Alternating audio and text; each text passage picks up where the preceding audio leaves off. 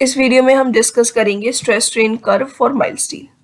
ठीक है, इसमें स्ट्रेस स्ट्रेन कर्व कैसे आता है? टेंसाइल टेस्ट किया जाता है माइल्ड स्टील पे, जिसमें यूज की जाती है यूनिवर्सल टेस्टिंग मशीन। इस यूनिवर्सल टेस्टिंग मशीन की हेल्प से टेंसाइल टेस्ट किया जाता है। इस तरीके से स्पेसिमेन जो होता है इसी तरीके से रखा जाता है, दोनों साइड से उसको पुल किया जाता है। अब ये इस तरीके से इसको पुल किया जाएगा। ये स्पेसिमेन को मैंने हॉरिजॉन्टल रख के बताया है, इसको दोनों साइड से पुल किया जाएगा।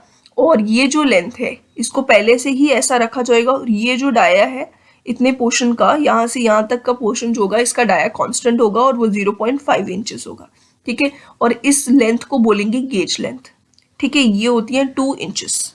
ठीक है, और इस तरीके का कुछ शेप होगा। कुछ टाइम बाद धीरे धीरे क्या होगा कि ये जो स्पेसिमेन है इसका शेप जो है, जैसे ये है तो ये बिल्कुल पतला होता जाएगा, यहाँ से ऐसे ऐसे करके बिल्कुल पतला होता जाएगा ये जो पोर्शन है, और हमारे वेरियस पॉइंट्स आते जाएंगे जिसके बारे में हम डिस्कस करेंगे।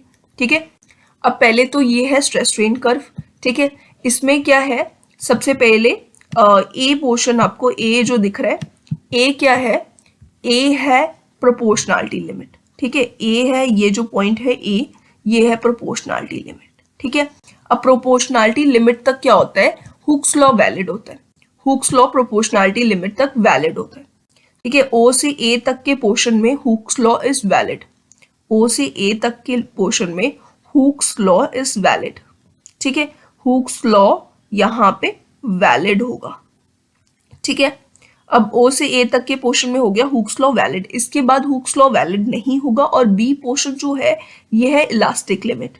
ठीक है, बी पोर्शन जो है वो इलास्टिक लिमिट है, और यहाँ पे हुक्स लॉ वैलिड नहीं होता, बट कई बार एज्यूम कर लिया जाता है कि बी पोर्शन तक हुक्स लॉ वैलिड है, ऐसा एज्यूम किया जाता है।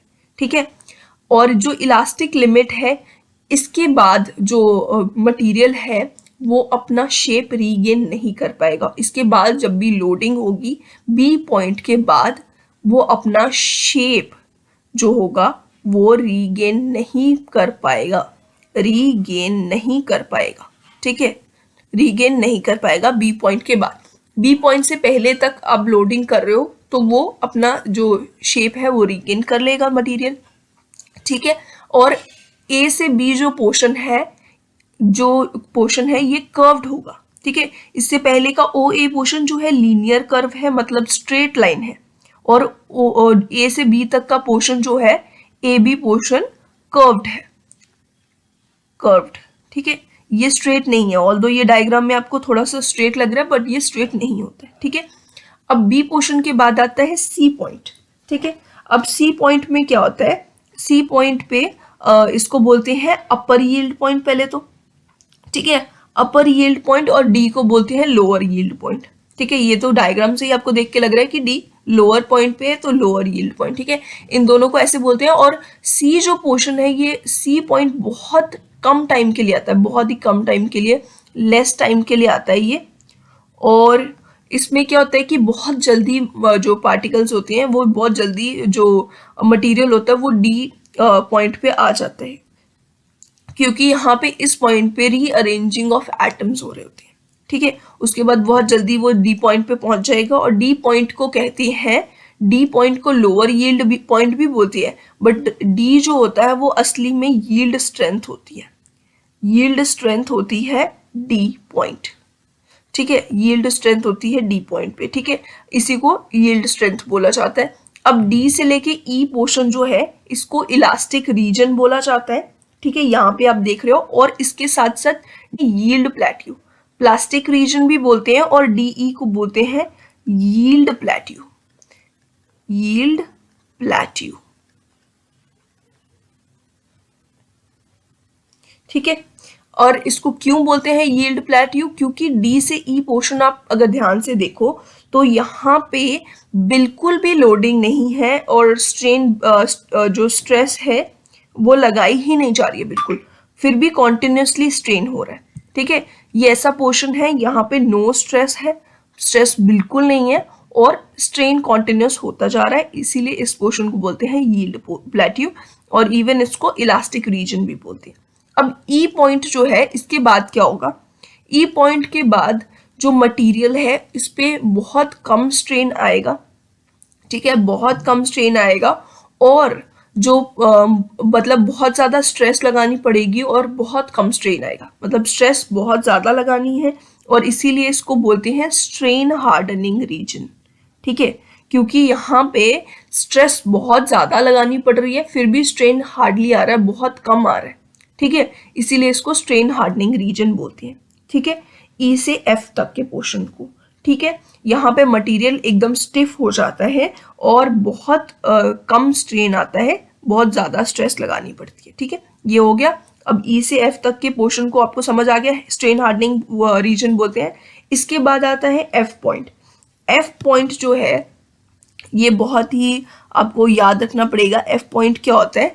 अल्टीमेट स्ट्रेस पॉइंट इसी को बोला जाता है।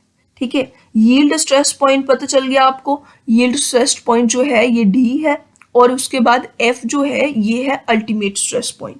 ठीक है, एफ में क्या होता है, पहले तो इसको अल्टीमेट पॉइंट या अल्टीमेट स्ट्रेस पॉइंट भी बोलते हैं और इसमें एक सडनली क्या चीज़ होती है, ये एफ जो पॉइंट रहेगा इसमें सडनली, जैसे ये हमारे पास ये हमारा स्पेसिमेन है। ठीक है, इसका ये पोर्शन जो है ये बिल्कुल इस तरीके से है ना, तो इस जगह पे क्या होगा कि जैसे ये स्पेसिमेन है तो इस तरीके से है ये, तो ये इसका जो सेंट्रल पोर्शन है यहाँ पे होगी नेकिंग इस तरीके से। ठीक है, इस तरीके से नेकिंग होना स्टार्ट हो जाएगी जो कि एफ पॉइंट पे, बिल्कुल एफ पॉइंट पे स्टार्ट होगी।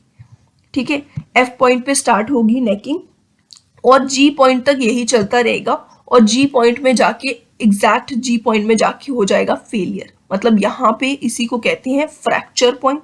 ठीक है, जी पॉइंट को बोलते हैं फ्रैक्चर पॉइंट। एफ पॉइंट पे नेकिंग रीजन है, मतलब एफ पॉइंट पे स्टार्ट हो रही है नेकिंग और एफ से जी तक यही चल रहा है नेकिंग, मतलब पूरे टाइम तक रह रही है, इसलिए इसको एफ जी पोर्शन जो है इसको बोलते हैं नेकिंग रीजन। यहाँ पे लिखा भी है, इसे बोलते हैं नेकिंग रीजन। एफ से जी तक के पोर्शन को नेकिंग रीजन बोलते हैं। ठीक है, यहाँ पे और इसको स्ट्रेन सॉफ्टनिंग रीजन भी बोलते हैं। ठीक है, इसको बोलते हैं स्ट्रेन ठीक है, स्ट्रेन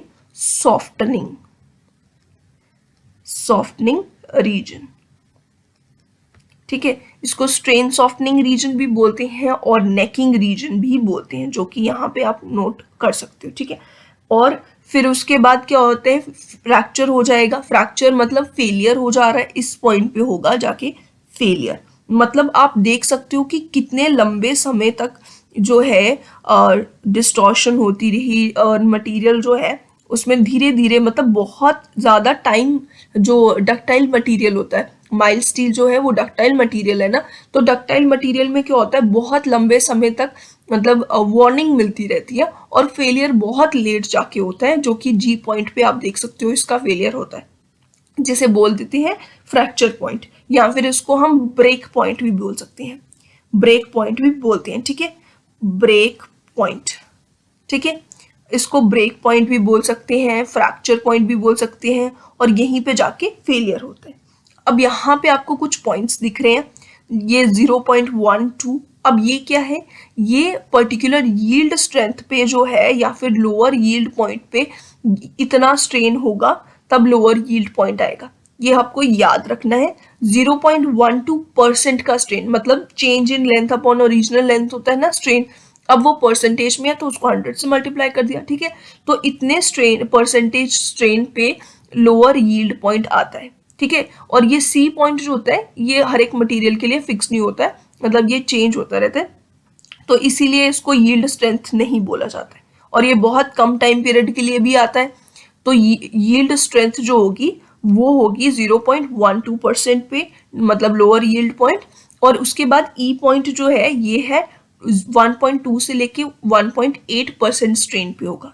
ठीक है, और एफ जो है, एफ जिसको बोलते हैं, मतलब जहां से नेकिंग स्टार्ट होती है, जिसको अल्टीमेट पॉइंट बोलते हैं। ठीक है, इसको अल्टीमेट स्ट्रेस पॉइंट या फिर अल्टीमेट पॉइंट बोलते हैं। ठीक है, अल्टीमेट पॉइंट। ठीक है, अब अल्टीमेट पॉइंट पे क्या होता है, इस पे स्ट्रेन जो है परसेंटेज स्ट्रेन होता है 10 से लेके 15% तक, ये क्वेश्चन भी पूछा जा सकता है। ठीक है, अब इसके बाद है जी पॉइंट।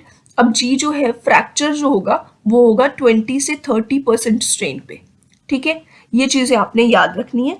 अब उसके साथ साथ यील्ड स्ट्रेंथ जो है वो डी पे जो आ रही है, ठीक है। अब यहाँ पे स्ट्रेस कितनी होगी वो भी हम नोट डाउन कर लेते हैं। अब पहले तो ये जो है अल्टीमेट पॉइंट का अगर हम देखें इस तरीके से, ठीक है, अल्टीमेट पॉइंट पे स्ट्रेस होगी इस तरीके से, यहाँ पे अल्टीमेट पॉइंट पे स्ट्रेस होगी 410 मेगा पास्कल, ठीक है। और उसके बाद ये यील्ड स्ट्रेंथ जो है ये आपको पता ही है ऑलरेडी 250 मेगा पास्कल पे होती है, ठीक है। ये आपने बहुत बार देखा भी होगा, जो इस तरीके से माइल्ड स्टील के लिए बोला जाता है Fe250, ठीक है, इस तरीके से होता है ना Fe250 मेगा। ये जो है आप देखते हो माइल्ड स्टील को इसी तरीके से रिप्रेजेंट किया जाता है, तो ये इसकी यील्ड स्ट्रेंथ होती है, ठीक है। अब ये हो गया यील्ड स्ट्रेंथ, और उसके बाद जो दूसरा पोर्शन है ये जो ए पॉइंट है, ए पॉइंट जिसको एंड्योरेंस लिमिट बोला जाता है, ठीक है। एंड्योरेंस लिमिट कितनी होती है इसकी 186 मेगा पास्कल, ठीक है। तो इस तरीके से ये पूरा स्ट्रेस स्ट्रेन कर्व होता है जो हमने डिस्कस कर लिया।